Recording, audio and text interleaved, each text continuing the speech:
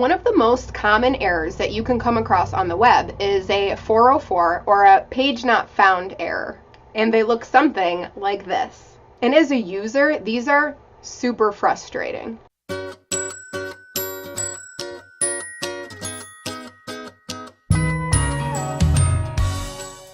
Welcome back to another edition of Website Wednesday. I'm Mariah, a website strategist over at mariahmagazine.com, where I help website owners like you get more results from their website with less pressure. So today we're diving into the lovely 404 page. These 404 pages will usually appear on your website without you even realizing it. Typically from a broken link or from a user typing in a page name that doesn't really exist. Like your website itself exists, but the specific page that they're looking for doesn't. So for example, if I used to have a page for a webinar that I was running, and that URL was mariahmagazine.com/website webinar, then I went and deleted that page after the webinar ended, that's where the problem comes in. Because I might still have social media posts and like Pinterest pins floating around on the web that still link to that page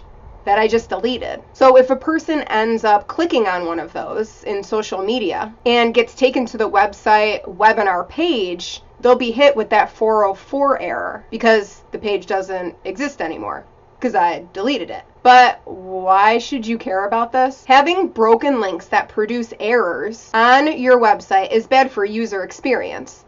It frustrates your users because they thought that they were being taken to like a cool page, and now they're being told that that page doesn't exist anymore. I'm sure that that's happened to you before, right? It's super annoying.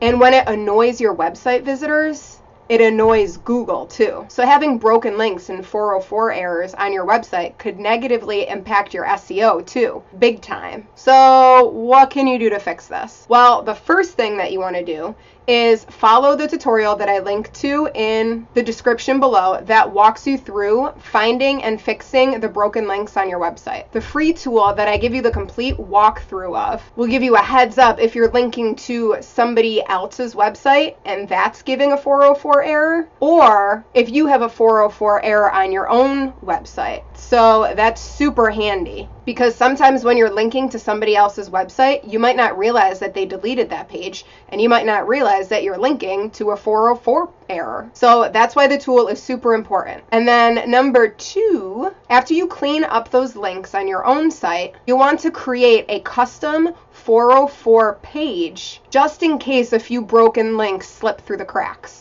But how the heck are you supposed to create a custom 404 page? Well, I have linked to 2 tutorials down below in the description, one for WordPress and one for Squarespace, depending on the website platform that you're using, that walk you through setting up your very own 404 page without knowing any code at all.